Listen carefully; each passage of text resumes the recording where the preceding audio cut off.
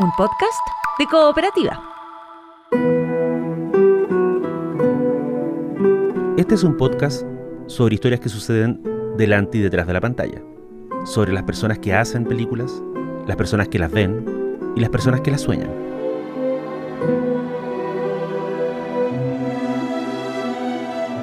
Soy Daniel Villalobos y esto es El Contador de Películas.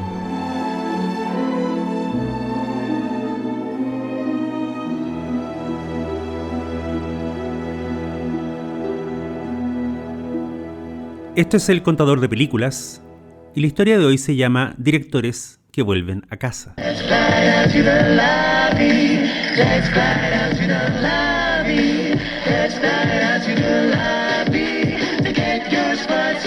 Hay muchas razones para añorar el pasado, ya sea en una relación de pareja o en el mundo laboral. Y en el cine, sobre todo, volver a tomar agua del mismo río puede convertirse en algo irresistible.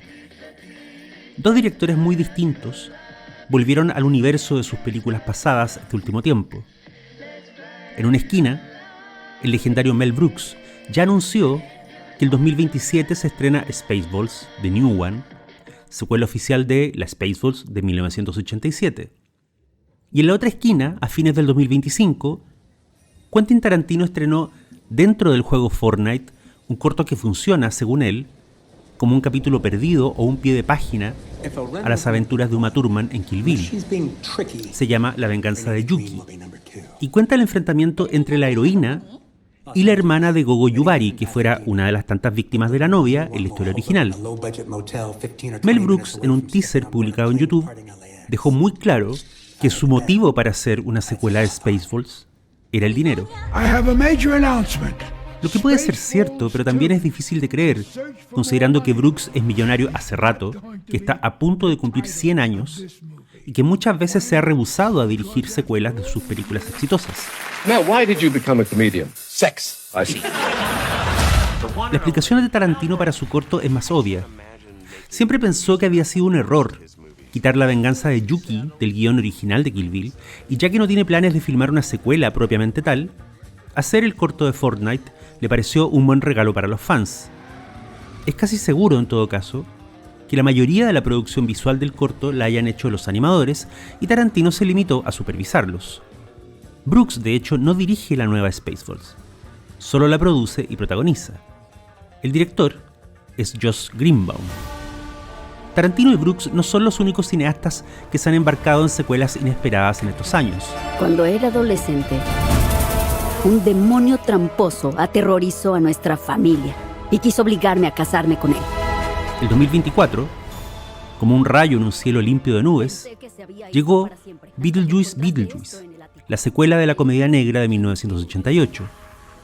Nadie la había pedido, nadie la esperaba, y en verdad lo que hicieron ahí el director Tim Burton y los actores Michael Keaton y Winona Ryder fue liquidar una deuda pendiente. El asunto es así. En 1990, cuando la memoria del éxito del primer filme todavía estaba fresca en la cabeza de los productores, el director y el guionista Jonathan Gems desarrollaron un guión titulado Beetlejuice se va a Hawái. A Burton le gustaba la idea, los productores amaban el concepto y los actores querían volver, pero algo ocurrió en el medio. Ese algo fue el estreno de Batman en 1989, la otra película exitosa de Burton. La Warner Brothers le ofreció de inmediato la secuela al cineasta, pero esta vez tendría más libertad, más presupuesto y más control. Esa secuela de Batman era su proyecto soñado, y la aventura de Beetlejuice en Hawái fue quedando archivada hasta que se cubrió de polvo y se fumó de la memoria. Pero Burton nunca se olvidó del personaje, y eso quizás explica la secuela del 2024, que para ser honestos no le gustó mucho a nadie. Beetlejuice ya no era tan gracioso ni tan irreverente como en 1988, Keaton no era tan divertido, y lo más cruel del asunto, la dirección de Burton no era tan fresca ni tan inventiva como en el original. La primera película la había dirigido a los 30 años de edad. Era un cineasta joven, con energía y muchas cosas que probar a la industria. El Burton de la secuela tenía 66 años. ¿Fue la edad el factor entonces? Es difícil de saber. Por ejemplo, a modo de comparación, hay otro caso muy similar y muy diferente al mismo tiempo. Es lo que pasó con Danny Boyle, que a los 68 años dirigió una secuela de 28 días después, titulada 28 años después. 7, 6, 11, 5, 9 and 20 miles today, 4, La secuela, que tampoco era esperada por nadie, sorprendió a todo el mundo. No solo era mejor que el original, sino que claramente fue uno de los mejores estrenos del 2025. Boyle la dirigió, como dijimos, a los 68 años de edad y salió victorioso ahí donde Tim Burton fracasó. En este punto tenemos que mencionar algo. El cine, como industria, siempre se ha alimentado de su propio pasado, devorándose a sí mismo a través de remakes, secuelas y reinvenciones. Y en la mayoría de esos casos, el director original permanece ligado a la secuela o el remake a través de un cargo de productor ejecutivo. Lo que significa, en la práctica, que tiene derecho a opinar sobre el guión y a recibir un porcentaje de la recaudación. Lo que sí es poco común es que dirija esa secuela o remake. Entonces, cuando lo hace, uno se pregunta, ¿por qué un director volvería a un mundo que ya visitó?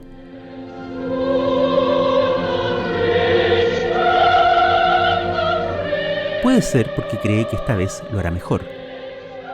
Ese fue el caso de Alfred Hitchcock, que en 1956 hizo algo tan singular que el propio François Truffaut lo interrogó largamente al respecto cuando lo entrevistó para su famoso libro.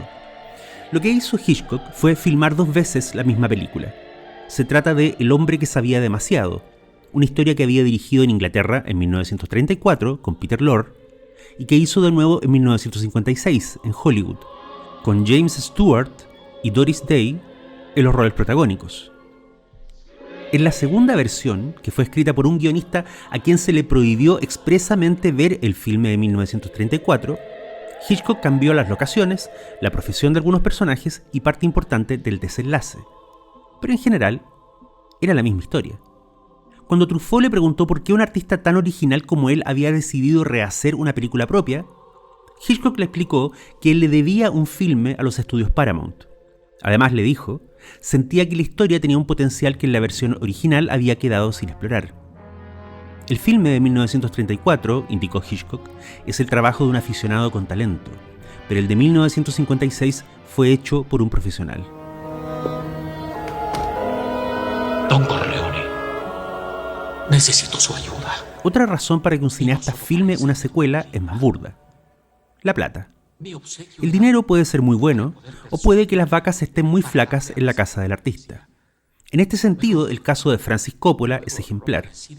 Cuando volvió al universo de la familia Corleone en 1990, después de 16 años, lo hizo nada más que por la plata. Tenía deudas monstruosas, había llevado su estudio Southrop a la bancarrota y ya no se animaba a contestar el teléfono de su mansión para no enfrentarse a los acreedores. Paramount, el estudio detrás de las 2 primeras películas de la saga del Padrino, había intentado por mucho tiempo de convencer a Coppola sobre hacer un tercer filme acerca de los Corleone. Y Coppola siempre se había negado, porque tenía las espaldas financieras y el prestigio, como para darse el lujo de decirle que no a uno de los estudios más importantes de Hollywood. En 1990 la situación había cambiado. Los ejecutivos volvieron a poner la oferta en la mesa y el director aceptó. El Padrino 3 fue estrenado el 25 de diciembre de 1990. Fue la segunda película más vista esa semana. La que le ganó fue Mi pobre angelito. ¡Mamá! ¡Papá! Coppola siempre sintió que en la producción del Padrino 3 había sido el esclavo del estudio. Con los años salió de sus deudas, invirtió en el negocio vinatero y acumuló una respetable fortuna. Y cuando sus hijos estaban grandes y todas sus deudas habían sido liquidadas, Francis Coppola tomó 120 millones de esa respetable fortuna y lo gastó en la producción de Megalópolis, una película que estrenó de forma autónoma el 2024 y sin pasar por el control de ningún estudio de Hollywood. Cuando muere un imperio, se derrumba en un terrible instante. No. Pero llega un momento en el que su pueblo ya no cree en él.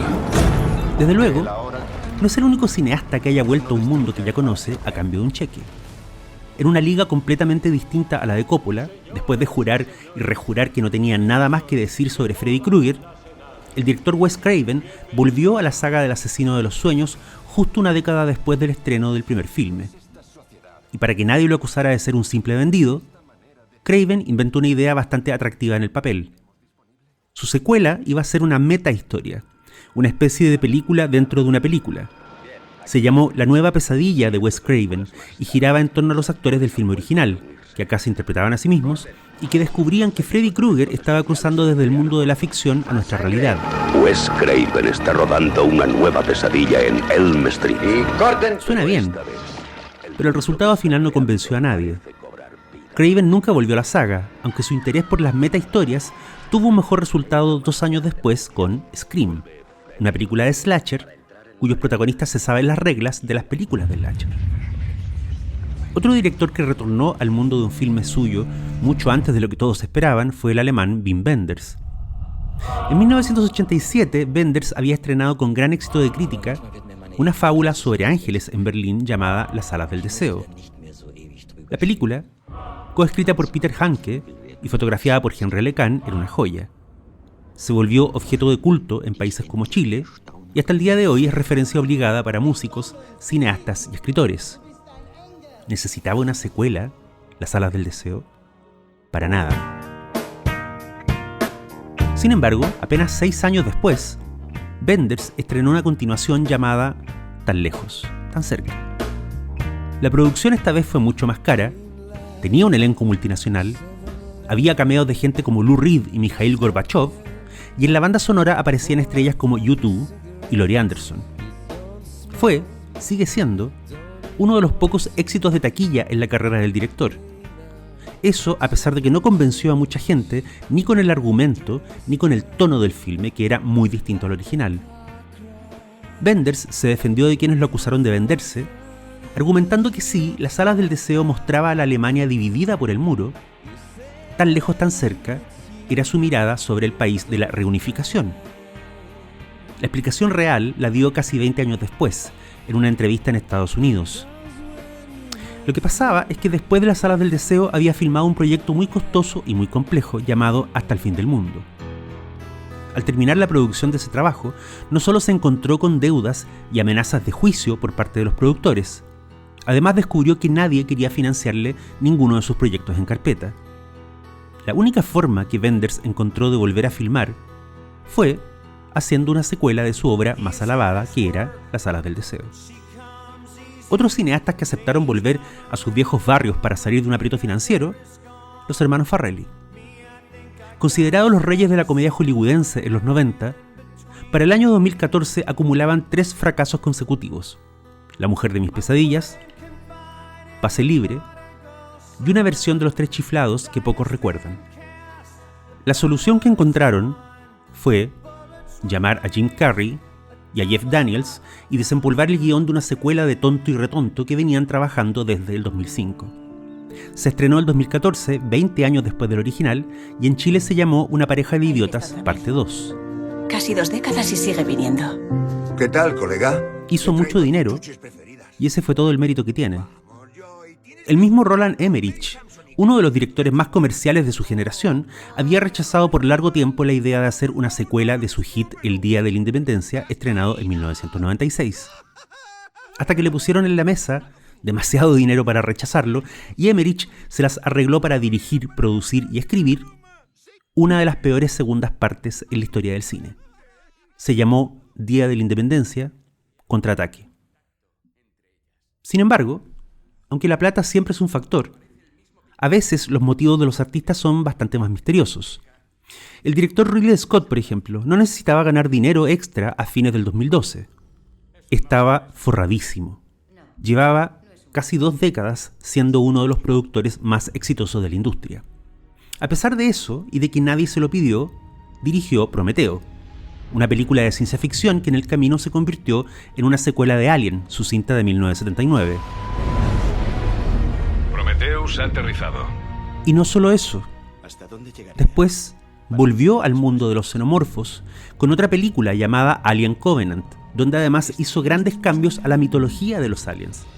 Incluso planteó la sugerencia de que el mundo de los xenomorfos y la corporación Weyland-Yutani coexiste con el universo de Blade Runner, su otra película famosa, y la corporación Tyrell.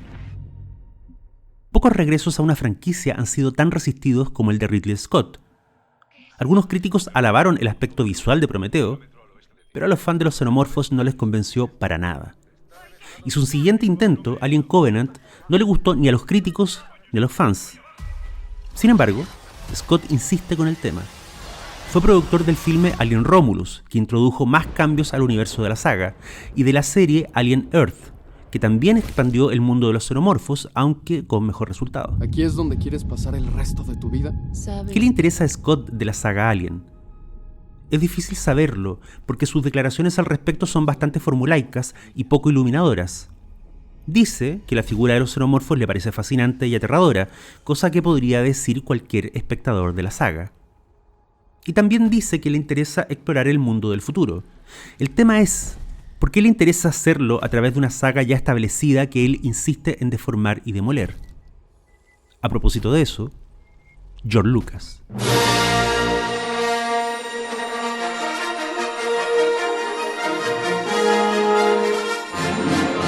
El caso de Lucas es más misterioso que todos los anteriores. Después de crear el universo de Star Wars y de supervisar la trilogía original, que terminó en 1983, Lucas se dedicó a dos cosas. La primera fue escribir y producir aventuras de Indiana Jones para cine y televisión.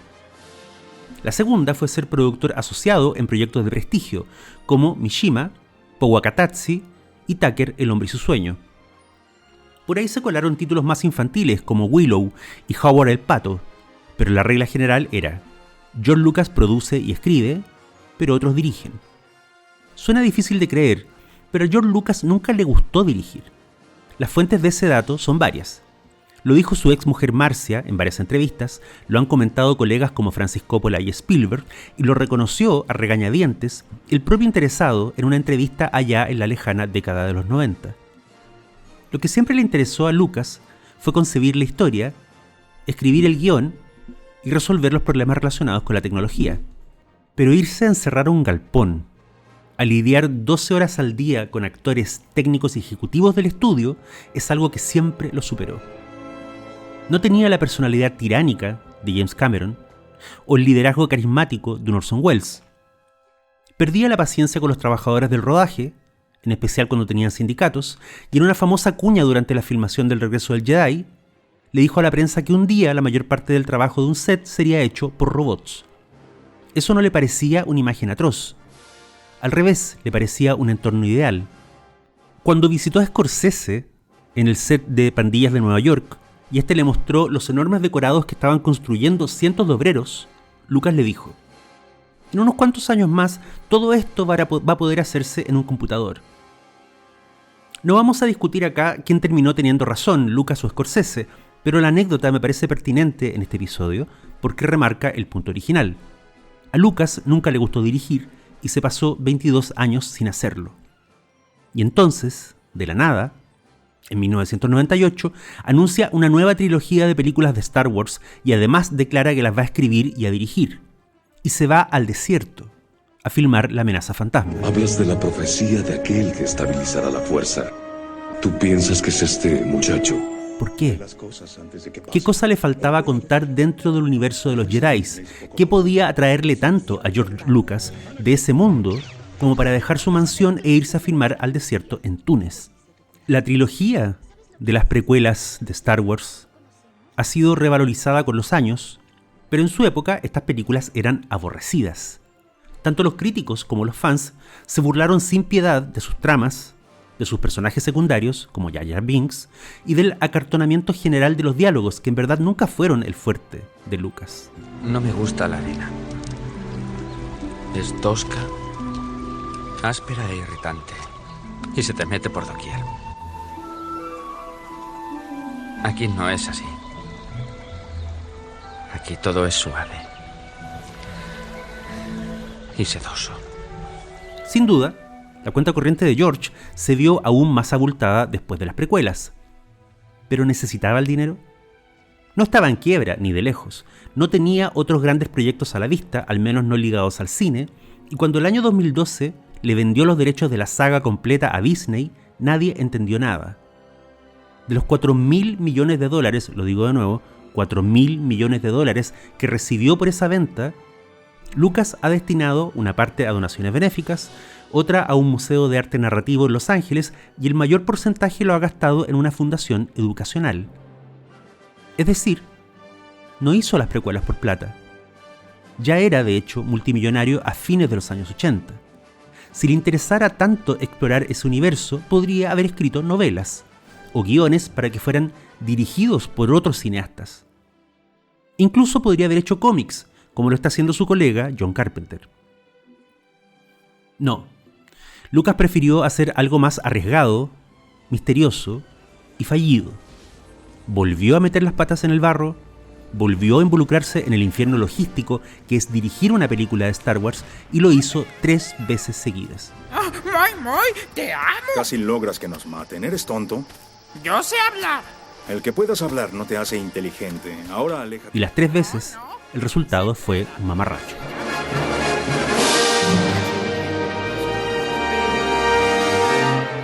Hay casos que me gustaría mencionar rápidamente antes de cerrar este episodio. Oliver Stone, por ejemplo, que después de 23 años volvió al personaje de Gordon Gekko con una secuela de Wall Street que no le interesó a nadie y que no dejó ninguna huella al nivel de las icónicas frases del original. Peter Bogdanovich, que en 1990 estrenó una película hermosa y olvidada llamada Texasville. Fue un retorno a los personajes de su gran obra maestra, The Last Picture Show de 1971. Y aunque debe ser uno de los retornos más audaces y sutiles que haya hecho un cineasta a una película propia, su fracaso en taquilla fue tan estruendoso que hasta el 2023 ni siquiera estaba disponible en Blu-ray. George Miller, que tuvo el segundo mejor retorno de un director a un material propio. En 1985, Miller había dirigido por última vez un episodio de la saga Mad Max, uno titulado Más allá de la cúpula del trueno. Por años, Miller estuvo tratando de sacar adelante otra Mad Max. Mel Gibson estuvo involucrado en el proyecto hasta que sus escándalos personales lo apartaron del ojo público. Varios actores consideraron el rol de Max en reemplazo de Gibson.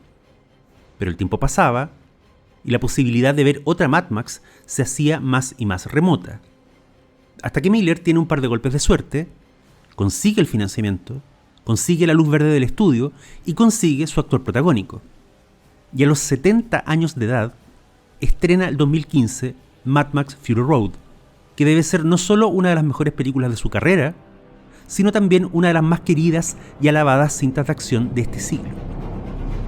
Sin embargo, el primer mejor retorno de un director a un material propio no es para mí el de George Miller. En mi opinión, es el de David Lynch, que el 2017 retomó una narrativa que había dejado tirada en 1991, 26 años antes.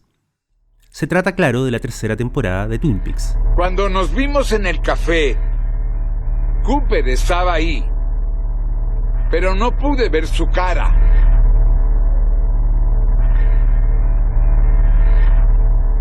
Mónica estaba muy complacida. Había llevado amigos. Tomamos todos café. Lynch estaba casi retirado cuando inició el proyecto de Twin Peaks 3 junto a Mark Frost. Su último proyecto había sido Inland Empire del 2006 y desde entonces se había dedicado a dirigir algunos cortos y algunos videoclips. De alguna forma, toda esa creatividad guardada por casi una década explotó en la serie nueva. Lo que tenemos en Twin Peaks 3 es el David Lynch de Mulholland Drive y Imperio, jugando con los personajes y elementos del Lynch de 1991. Está muerta, envuelta en un plástico. ¿Quién mató a Laura Palmer? Y el resultado es soberbio.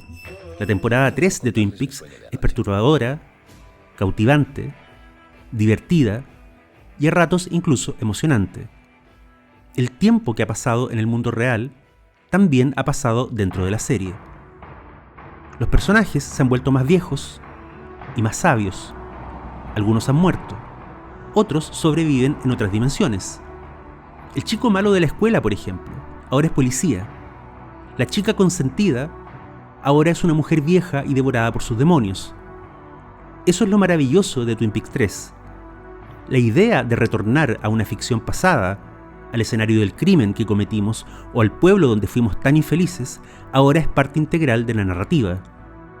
Esta tercera temporada es una historia sobre el problema de volver a casa. El agente Cooper es el verdadero Ulises del cine, y el viaje de vuelta a su identidad tiene más peso y niveles que cualquier adaptación de Nolan. Lynch entendió que no podía retornar a la serie como si nada hubiera pasado. Entonces toma una decisión clave y cuenta una tercera temporada donde todo ha pasado. El tiempo ha hecho su trabajo, y el pueblo ya no es el de antes, y ni siquiera sus villanos demoníacos son los de antes. En Twin Peaks 3, como en muchos de sus trabajos, a Lynch le fascina la electricidad. Siempre ha sido un fenómeno que en sus historias es presentado como una de las conexiones más directas que nuestro mundo tiene con otras realidades. La electricidad para Lynch es como un río. Por eso tiene sentido que sea tan relevante en Twin Peaks 3, donde nos reitera que el tiempo también es como un río, y por eso la electricidad es la mejor imagen del tiempo, que te puede dar luz, que te puede hacer feliz, pero que también te puede matar. Después de haber estado en silencio por años, Lynch volvió al viejo pueblo donde jugara a hacer televisión, y esta vez habló en serio. Volvió atrás para mirar al futuro. No se me ocurre un mejor final para la carrera de un director. Soy Daniel Villalobos y esto fue El Contador de Películas. Hasta la próxima.